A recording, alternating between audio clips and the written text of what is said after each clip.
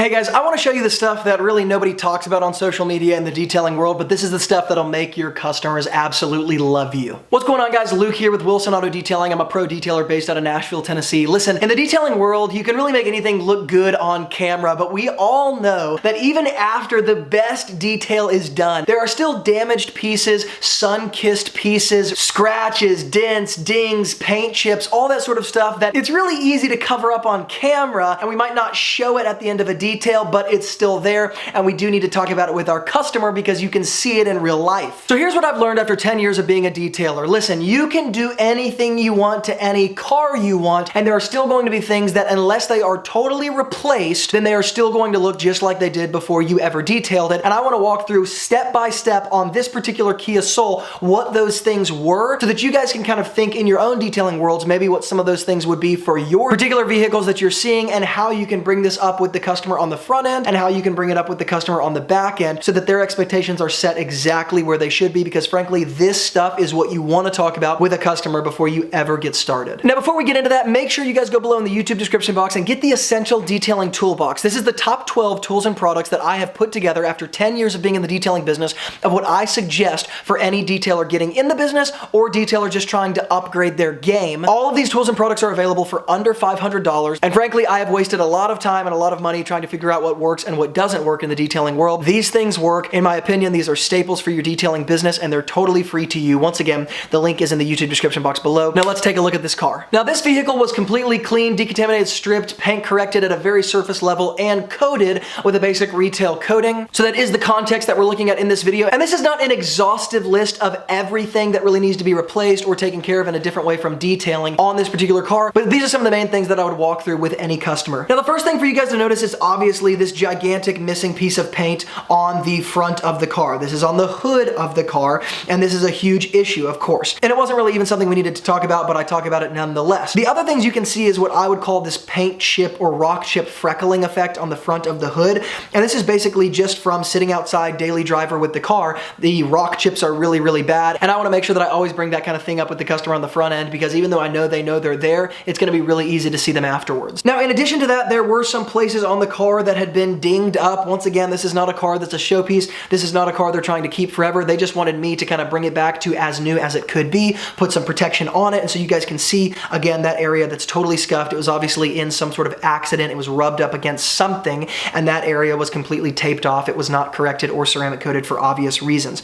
Now, in addition to that, you're going to see a couple other areas like that around the car that were kind of dinged up. The paint is missing. Obviously, the clear coat is missing. But even in this particular area, I want you guys to see the clear brawl that is designed to protect that lower rocker panel. That clear brawl is yellowed and kind of messed up at this point because it's so old. That is something I want to talk about with the customer. Why? Because when the white paint is dirty, the clear brawl actually blends in. Some customers don't even know that type of clear brawl is on their vehicle until after you've ceramic coated it. They can see the contrast and they say, why didn't you do this piece? Why is this thing still here? And the detailer is thinking, hey, if you wanted me to take off the clear brawl, you should have said so. But the thing is, the customer didn't know on the front end. They don't know what paint protection film is. They don't know that it yellows over time. They didn't even remember it was there because they don't know the manufacturer puts it on there. In addition to that, I want you guys to look at the rubber seals that exist around the windows. This is extremely, extremely common. And again, it's kind of a freckling effect because you can see all these little tiny dots all over the rubber seals that keep the windows watertight. Why do those exist there?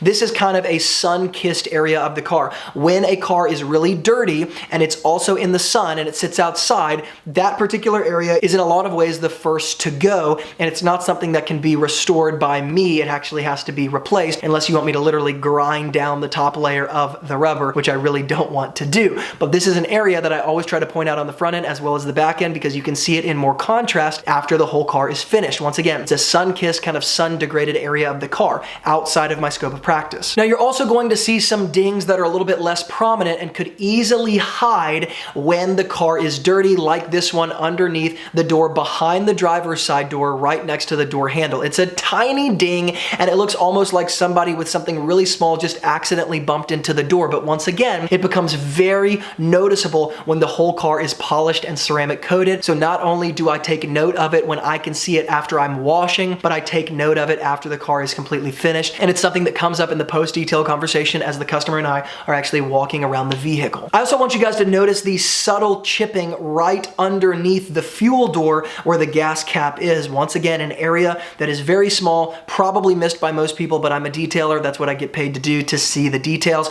It's always something I want to take note of. Now, this next one is a really important one because this is unbelievably common. Almost 100% of any vehicle that's driven on a daily basis, not maintained and kept outside has this.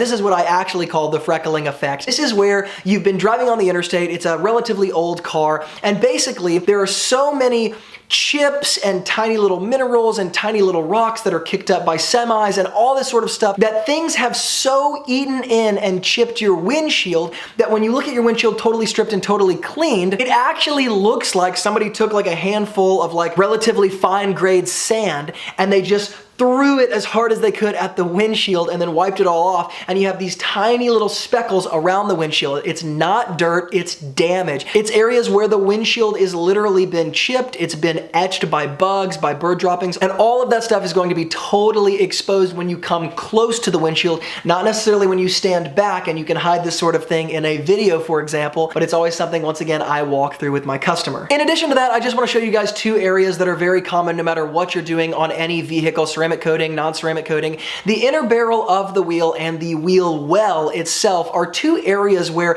oftentimes a customer, if they are unsuspecting and they don't know better, they'll say, hey, why didn't you clean the inner barrel of the wheel? Why is it that the wheel well, especially with SUVs or trucks where the wheel well is particularly exposed, why didn't you clean the wheel well? And what they're talking about is damage. They just don't know it. Of course, brake dust is corrosive, and as you get in that inner barrel of the wheel, if you're not actually going to remove the wheel because your customer is paying you to remove the wheel, and you're going to use much stronger chemicals and much stronger tools to actually remove the brake dust that has eaten into the metal, you are not going to be able to remove the fullness of that brake dust. And even if you do remove some of it, it's going to get kind of this speckled effect that looks kind of weird and might even make the customer more frustrated because it looks worse than just a uniform appearance of brake dust around that inner barrel of the wheel. And so that part does not get cleaned from the detailer because it has eaten into the inner barrel. The same is true in some sense of the wheel well. Because there's been so much driving, so much damage has taken place from that really fragile, hard plastic in the wheel well that it gets frayed, it gets chipped, it gets discolored, it gets road paint on it, all this sort of stuff. And if you clean a wheel well without dressing it, it will look as if it is dirty even though it isn't. A simple way to avoid this is simply by dressing the wheel well and again, walking through this with the customer afterwards. So guys, I can't say it any simpler than that. Those are very, very common things in the real world of your detailing business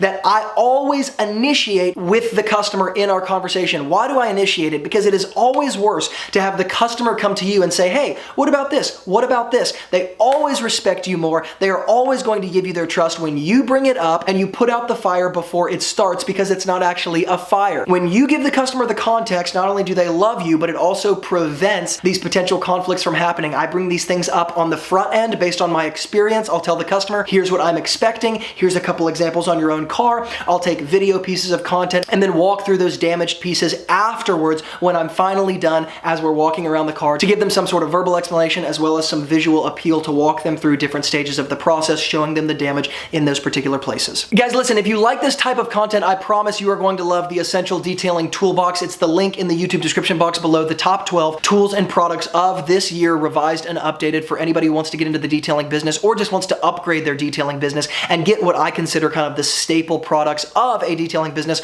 All of these are available for under $500 for those of you on a budget. Once again, it's totally free. The link is in the YouTube description box below. It also comes with a free video series that shows you how not to use these products so you don't damage anything on your customers' vehicles. Guys, if you like content like this, make sure to hit the like button so that I know I can put more of it out. And as always, from Luke here at Wilson Auto Detailing, keep working hard, and I'll see you guys in the next video.